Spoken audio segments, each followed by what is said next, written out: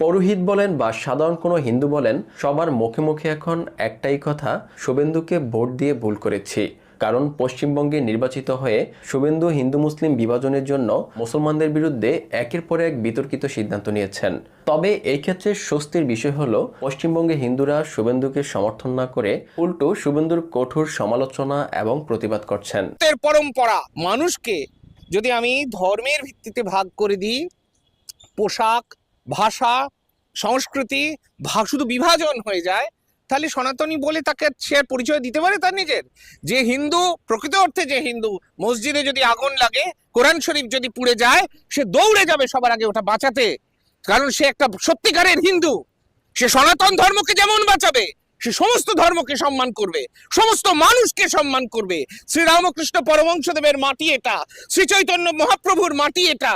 শ্রী চৈতন্য মহাপ্রভু কি শিখিয়েছিলেন? যে ঝগড়া করো, মারামারি করো, কাটাকাটি করো, এইসব।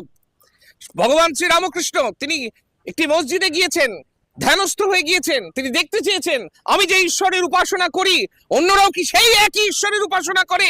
এ একটা আলাদা সম্প্রদায়, এ একটা আলাদা সম্প্রদায়, ও একটা আলাদা সম্প্রদায়। যে কোনো উপাসনা গৃহ ভেঙে দেওয়া অপরাধ। মানুষ হিসেবে তার বিবেক থাকবে, তার চৈতন্য থাকবে, তাই তো তার প্রতিবাদ হলো না। আমি কেন একচোখো হব? আমাকে যদি সমালোচনা করতে হয়, আমি খারাপ কাজের সমালোচনা করব। আচ্ছা, আমার একটা প্রশ্ন আছে এখানে। এই যে লাউড স্পিকারে বলেছে আজান বন্ধ, 65 ডেসিবেলের ওপরে নাকি করে। আচ্ছা, আমাকে একটা কথা বলো তো, পাড়ায় তো বহু জায়গায় হচ্ছে কি বয়স্ক মহিলারা, বাচ্চারা থাকে, তাহলে মন্দিরে ঢ্যাং করে মাইক কালাবে না? মানে কীর্তনের সংকীর্তন হবে কেন? আমার 65 ডেসিবেল, আসলে ওরা তো পরিবেশ নিয়ে কোনোদিনই ভাবেনি, পরিবেশটা খায় না মাথায় দেয়, ওরা কোনোদিন মনেই করেনি। আর একটাই কথা, 65 ডেসিবেলে নামাজ চলবে না, এটা নিয়ে অসুবিধা নেই। তাহলে 65 ডেসিবেলে খোল কীর্তন বাজানো, তার উপরে কিন্তু চলবে না। আমার এটাই বক্তব্য। দেখো, মানুষের যে ধর্মচারণের অধিকার, আমি কোনো উগ্রতার কথা বলছি না, কিন্তু অধিকারের কথা বলছি। মানে আমি নাই মানতে পারি, কিন্তু আমার পাশের যে বন্ধুটি বসতো, সে আমার, মানে ধরুন আমি জন্মগতভাবে যে পরিবারে জন্মেছি, একটি হিন্দু ব্রাহ্মণ পরিবারে জন্মেছি, আমি না মানতে পারি, আমার পাশে যে বসে আছে সে ধরেন হিন্দু ধর্ম মানে বা সে খ্রিশ্চানিটি মানে, আমার কাজ হবে তার ধর্মের বিশ্বাসে আঘাত না করে সে যেটা মানছে সেইটাকে হচ্ছে গিয়ে তুমি তোমার বিশ্বাস নিয়ে থাকো, কিন্তু সেই বিশ্বাসে যদি কোনো দিন উগ্রতা চলে আসে, মানুষে মানুষে বিভাজন চলে আসে, আমার রাজনীতি বলে সেইটাকে কমব্যাট করতে। আরএসএসের এজেন্ডা, বিজেপির এজেন্ডা, কিন্তু আমাদের ভারতের সংবিধান তো সেটা অ্যালাউ করে না। ভারতের সংবিধানের শপথ নিয়ে ভারতের নির্বাচন প্রক্রিয়ার মধ্যে দিয়ে নির্বাচিত হয়ে সেই সংবিধানটাকে সম্পূর্ণ উল্লঙ্ঘন করে ওদের মনের মধ্যে থাকতে পারে। ওইটা তো হিন্দু রাষ্ট্র নয়, ভারত তো হিন্দু রাষ্ট্র হয়নি, ভারত তো হিন্দু রাষ্ট্র কোনোদিন হবে না। তাহলে ওদের সংবিধানটা, যে সংবিধানের শপথ নিয়ে ওরা এই সংসদ চালাচ্ছে, বিধানসভা চালাচ্ছে, আসলে সেই সংবিধানকে সম্পূর্ণভাবে লঙ্ঘন করছে। তাদের মনে যাই থাক না কেন, আমাদের দেশটা বহু ভাষাভাষী মানুষের দেশ, আমাদের দেশটা বহু ধর্মের মানুষের দেশ, চিরকাল তাই ছিল, চিরকাল তাই থাকবে।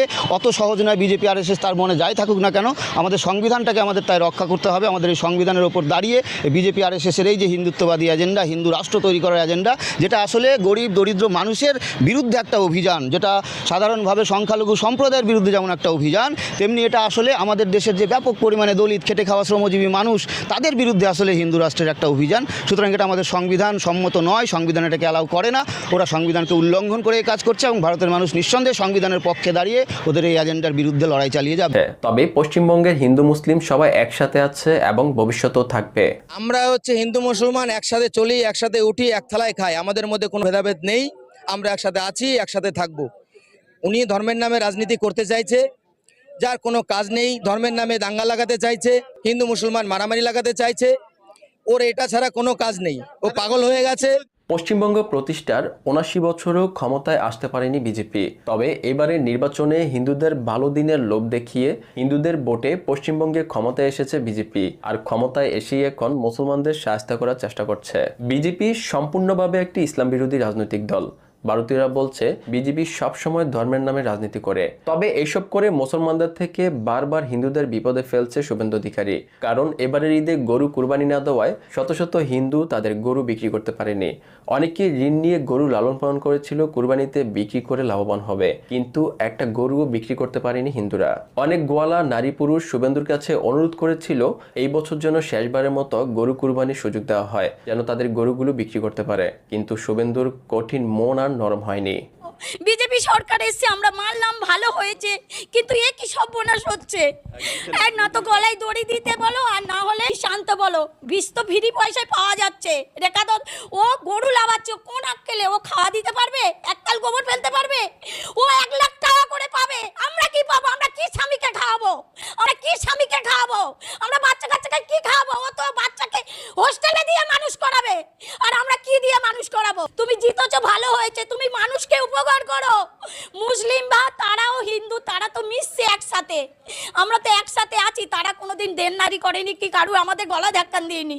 ওদের কুরবানিটা ওদের করতে দাও, আমরা বাঁচি। আর না তো এসে ওকে গোবর ফেলতে বলো, গোবর ফেলতে বলো। গোবর ফেললে তাহলে বুঝতে পারবে।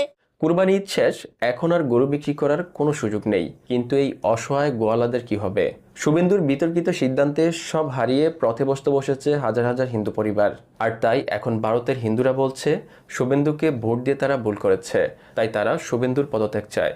দর্শক, শুভেন্দুর পদত্যাগ হোক, কারা কারা চান আপনাদের মতামত অবশ্যই কমেন্ট করবেন।